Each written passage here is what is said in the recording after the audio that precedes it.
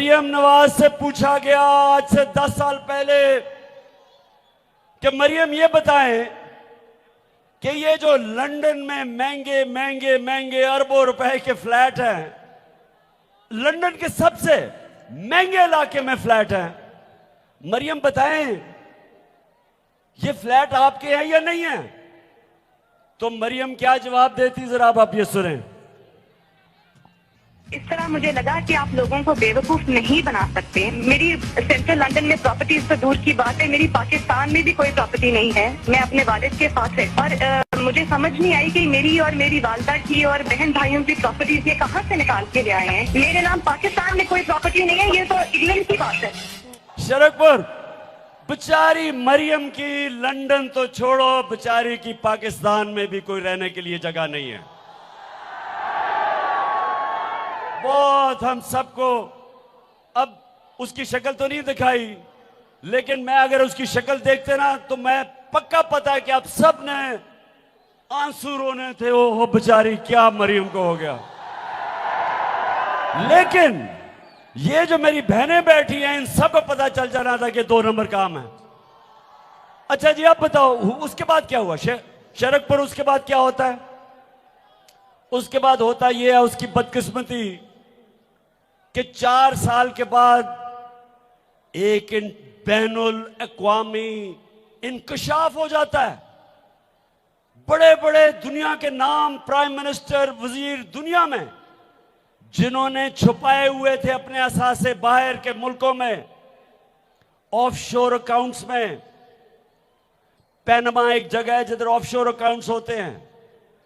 पैनमा कि जो offshore account का इंकशाफ हो जाता है। अब बेचारी मरियम को क्या पता था कि 4 साल के बाद इंकशाफ हो जाना है।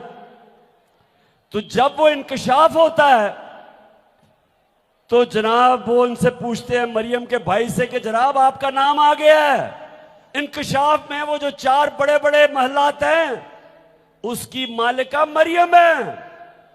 तो जब ये इंकशाफ होता है तो अब मरियम के भाई साहब से सुने वो क्या कहते हैं। मैं इस बात को तस्लीम करता हूँ कि अल्हम्दुलिल्लाह पाक लेन के ऊपर जो अपार्टमेंट्स हैं वो अल्हम्दुलिल्लाह हमारे हैं। मैं इस बात को तस्लीम करता हूँ कि उनको ऑफशोर कंपनीज नेस्कॉल लिमिटेड और नीलसन लिमिटेड जो है उनको ओन करती हैं। और मैं आपको ये भी अर्ज करता हूँ उनको होल्ड कर रही है इस वक्त मरियम नवाज शरीफ, मेरी हमशीरा जो है। ठीक है जी शरकपुर, ठीक है। उसने पहले ये कहा कि हाँ ये हमारे हैं। जब मरियम ने कहा ना मेरी फैमिली की, यानी हमारा किसी का बाहर कोई प्रॉपर्टी नहीं है, और उसने कहा कि हमारी प्रॉपर्टी भी है और मरियम उसकी मालिका है। अच्छा, जब मरियम को यह पता चला कि ओहो ये तो हो गया, अब कौम पूछ रही है पैसा किधर से आया इतने बड़े बड़े अरबों रुपए के महलात लेने के लिए। तो जब उससे यह पूछा, अब मरियम तो नहीं कह सकती थी कि मेरे बाप ने चोरी करके पैसा मेरे नाम पे किया था, प्रॉपर्टी ली थी। अब ये तो नहीं कह सकती थी क्योंकि नवाज शरीफ के पास तो पैसा उसने अपने असासों में दिखाया ही नहीं था। उसके तो असासों में लिखा ही नहीं था कि इतना पैसा हो के अरबों रुपए की प्रॉपर्टीज लें। तो जब मरियम से ये पूछा, अब जरा देखिए वो क्या कहती है। एक मिनट सुनो। अच्छा मेरी बहनों, आपने अब खास तौर पे उसकी शक्ल देखनी है जब वो कह रही है। अब वो ये कहेगी कि अब बाप का तो नहीं नाम ले सकती थी, तो कहती मेरे दादा बहुत अमीर आदमी थे, उनके पैसा आया। अब उसने क्यों कहा दादा, अपनी तरफ से बड़ी अक्लमंद हो रही थी कि दादा तो अल्लाह को प्यारी हो चुके हैं, तो उसे तो किसने नहीं पूछना। लेकिन जरा उसकी जरा गौर से शक्ल देखें, किस एतमाद से वो झूठ बोल रही है, जरा ये देखें आप। हसन हुसैन के पास आज जो भी है वो एक अरबपति दादा के पोते हैं। उस अरबपति दादा के पोते हैं जो 1960s और 70s में पाकिस्तान का अमीर तरीन इंसान था।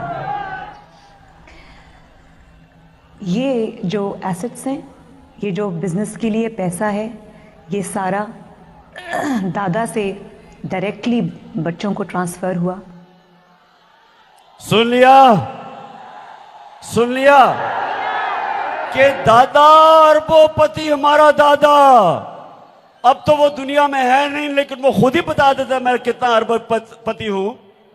तो उसने डर, वो बेचारे गोल मोल नवाज शरीफ के ऊपर से डायरेक्ट बच्चों को पैसा दे दिया है, तो इसलिए हमने ये फ्लैट खरीदे हैं। अब मरियम का जो दादा था वो शहबाज शरीफ का बाप था। क्यों? मरियम का दादा शहबाज शरीफ का बाप है ना, ये था यानी के। तो अब दादा जान मरियम कह रही है अरबोपति है। अब जरा सुने शहबाज शरीफ क्या कह रहा है। मेरे खानदान को 22 खानदानों में शुमार नहीं होता था। मुझे इसके ऊपर बाइस फख्र है कि मेरे वालिद का ताल्लुक एक गरीब किसान के घराने से था, हिंदुस्तान से। वो अब ये समझ जाएं, वो कहते हैं ना कि एक झूठ बोलने को कवर करने के लिए 100 झूठ बोलने पड़ते हैं। झूठ ये है कि चोरी के पैसे से लंदन में अरबों रुपए के घर ले लिए हैं, और उसको सच साबित करने के लिए झूठ पे झूठ बोले जा रहे हैं, वो पकड़े जा रहे हैं।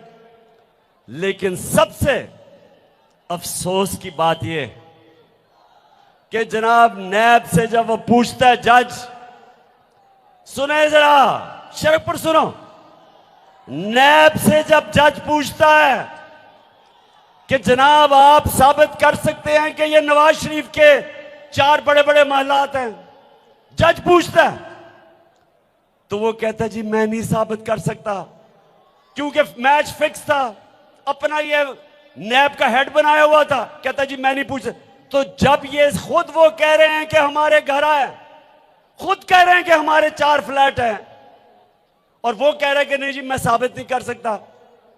अब ये है अलमिया शरकपुर, ये है पाकिस्तान का अलमिया। गरीब आदमी, आम आदमी को कोई पकड़े, उसके घर में गाड़ी पकड़ ले और पुलिस उसे थाने में ले जाए, और वो कहे कि जी कहे उसे कि साबित करो ये तुम्हारी है नहीं, मार मार के उसका छतरौल करेगी पुलिस। नहीं भी गाड़ी होगी वो कहेगा जी मेरी गाड़ी है, या वो कह रहे हैं कि हमारे फ्लैट हैं, वो कह रहे हैं हमारे घर हैं, उसके बावजूद जज कह रहे जी साबित करो। ये मेरी कौम सुन लो, ये पाकिस्तान की तबाही का रास्ता है। मेरे नबी सल्लल्लाहु अलैहि वसल्लम ने आज से तकरीबन 1500 साल पहले कह दिया था कि तुम्हारे से पहले बड़ी कौमें तबाह हुई। जब एक छोटा चोर चोरी करता है तो वो जेल में, और जब बड़ा डाकू डाका मारता है, ताकतवर जब चोरी करता है, उसको उस कौम का इंसाफ का निजाम नहीं पकड़ सकता, वो कौम तबाह हो जाती है। ये मेरे नबी सल्लल्लाहु अलैहि वसल्लम ने 1500 साल पहले कहा था पाकिस्तानियों, ये हमारा तबाही का रास्ता है।